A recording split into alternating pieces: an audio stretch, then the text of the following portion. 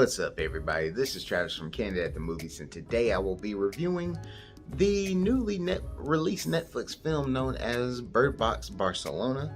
It stars Mario Casas and Georgina Campbell.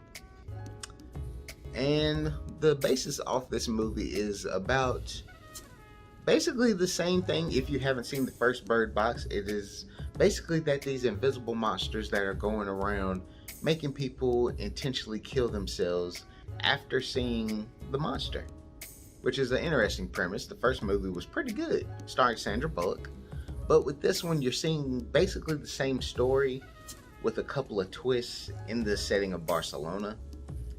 And without spoiling anything on this movie, I can honestly say it has its good parts and its bad parts. The good parts in this film are that they're taking a nice little interesting different take on this film compared to the first one, where you're seeing it from a different aspect. You're seeing it under a different light of how people are receiving it, and it's pretty interesting to see. But that brings on a lot of the bad in the movie. The bad in this movie is that they're trying to do a lot in one movie, and it's only like an hour and 40-minute movie. And they're bringing on a lot of different aspects that are honestly cool, but you're trying to do all this in one movie when it's a spin-off slash sequel while trying to make both of them connect. It's a lot to do, and especially since when you're watching the first 20 minutes of the movie, it kind of changes the whole aspect of the whole movie when you're watching it, because what happens, even with me not spoiling it or explaining it, it makes you look at the main characters a whole lot different after the first 20 minutes, and then you're questioning how you're supposed to feel about this person. Now, if you've seen the movie and you know the arc, it's that redemptive arc, but it kind of makes you not like the person or trust the person, let alone trust what you're seeing. And I know they explained it through flashbacks, in all honesty, but it still doesn't make you like that person or find their art good. I can honestly say you're still not going to see the monsters in the movie. They didn't do it in the first movie. You're still not going to get it set up in this one. And what really, as Peter Griffin would say, grinds my gears about this movie is that they're trying to make this a franchise. I feel like on the streaming platform it could have legs, but if this is your second output, I don't think this is gonna have any care for people. I haven't heard anybody talk about this movie this weekend, let alone say they're excited about it or even interested in seeing it.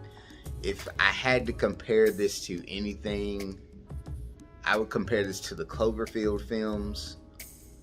Not saying the Cloverfield films are bad, because I actually personally love them all, but I feel this one has the Cloverfield effect of, hey, we're going to try something different and set up a potential franchise, but we're going to do this 3 to 4 years after the hype of Bird Box is down.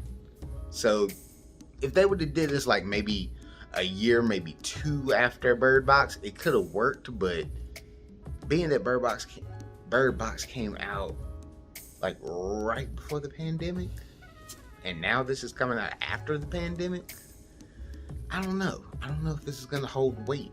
It's going to be interesting to see how people feel or think about this film. My final thoughts on this film: this is a C-. It's very forgettable. Some of the acting is really good, but then other parts of the movie, they'll have great action, awesome CGI, and then you'll have this moment where you see the most fakest looking cup levitate, and you're like, you couldn't just put that on a string to make this a little bit more believable. Maybe, I don't know, maybe it's just because my hype of Mission Impossible and practical effects were there, but just that one little scene and all the stuff that they try to do in the movie can throw you off and not care about this movie. I'm pretty sure if anyone's hype about this movie, they won't be talking about it in a week. But hey, comment below, let me know if you are hype about this potential Bird Box franchise. I mean, Netflix will crank out a franchise in a second. They made Tall Girl a franchise, so what do I know? But hey, comment below, let me know what you think about it. This is Travis from Candid at the Movies. Please leave a like, leave a comment, Subscribe if you haven't already. The channel's growing. We appreciate all of you who have joined on. And please continue to help us grow, y'all. Peace.